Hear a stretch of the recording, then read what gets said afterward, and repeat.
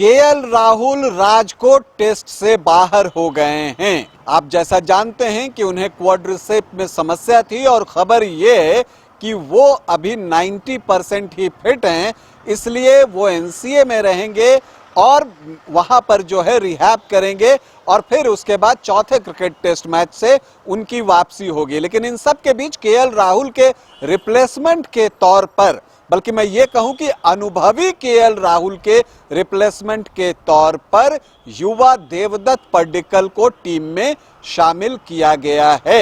हालांकि पड्डीकल का रिकॉर्ड बेहतरीन है, लेकिन जहां एक उम्मीद थी कि क्या अनुभवी खिलाड़ियों की वापसी हो सकती है, लेकिन ऐसी बात नहीं हुई। देवदत्त पड्डीकल को टीम में शामिल किया गया है। तो इसके बाद अब ऐसा लगता है कि जो आप टीम को देखेंगे पिछले 2 टेस्ट मैच से और फिर तीसरे टेस्ट मैच के लिए, तो ऐसा लगता है कि भारत के कुछ अनुभवी खिलाड़ियों के लिए उनका टेस्ट करियर जो है अब समाप्त हो गया है। कैसे, ये आपको बताऊंगा। पहले बता दूं कि आप देख रहे हैं न्यूज बाइस्कोप और मैं हूं राकेश रंजन। केएल राहुल की जगह जब रिप्लेसमेंट के तौर पर देवदत्त पड्डीकल को शामिल किया गया तो लगा कि अब जो कुछ अनुभवी खिलाड़ी हैं, मैं नाम ले लेता हूं कि आपको चेतेश्वर पुजारा और अजिंक्य रहाणे, उनके लिए वापसी के दरवाजे बंद हो गए हैं। लेकिन उससे पहले अगर आप टीम को देखें तो एक और खिलाड़ी हैं जिनके लिए वापसी के दरवाजे अब बंद दिखते हैं। वो कौन है? वो हैं उमेश यादव। क्योंकि जब तीसरे क्रिकेट टेस्ट मैच के लिए टीम की घोषणा हुई तो वहां पर उमेश यादव को भी टीम में जगह नहीं मिली, बल्कि आकाशदीप जो कि नए खिलाड़ी हैं उनको टीम में शामिल किया गया, जो ये बताता है कि उमेश यादव के लिए जो है वो अब वापसी के दरवाजे जो है शायद बंद हो गए हैं।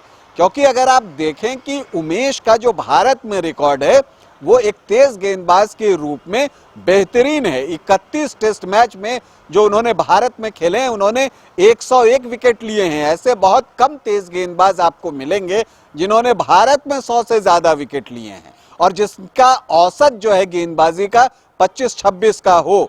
लेकिन उन्हें जब टीम में वापसी नहीं मिली और उनकी जगह पर जो है आकाशदीप को टीम में शामिल किया गया, तो इसका अर्थ ये निकलता है कि उमेश यादव के लिए वापसी अब मुश्किल है।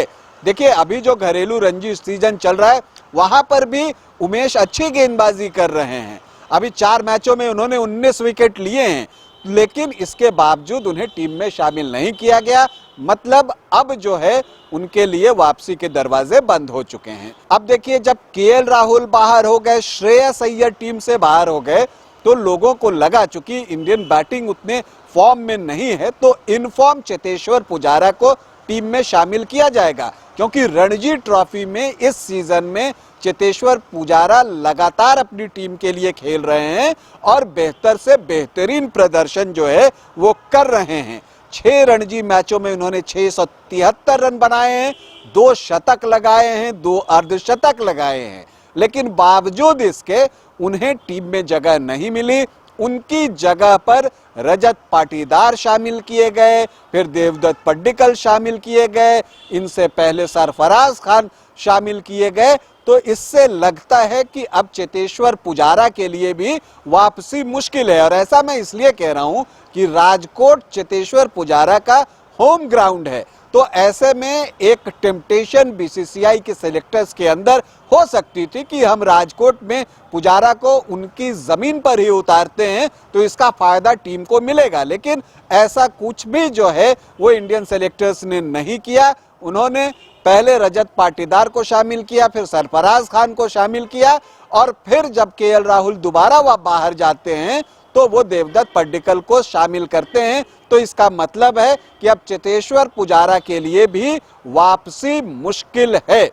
इसके अलावा अजिंक्य रहाणे की भी हम बात कर लेते हैं, लेकिन अजिंक्य रहाणे के साथ बात यह है कि वो इस सीजन में बहुत अच्छी बल्लेबाजी अब तक जो है वो नहीं कर पाए हैं। अजिंक्य रहाणे की वापसी हुई थी वर्ल्ड टेस्ट चैंपियनशिप के फाइनल में जहां उन्होंने दोनों पारियों में बेहतरीन बल्लेबाजी की थी, लेकिन फिर जब वो वेस्ट इंडीज गए थे टीम के उपकप्तान बनने के बाद, तो वहां उनका प्रदर्शन बेहतर नहीं रहा था। और उसके बाद जो सेलेक्टर्स हैं और टीम मैनेजमेंट है, उन्होंने मान लिया है कि अजिंक्य रहाणे की वापसी अब संभव नहीं है। हालांकि हाल ही में अजिंक्य रहाणे ने एक जगह कहा भी कि उनकी इच्छा है कि वो भारत के लिए 100 टेस्ट खेलें।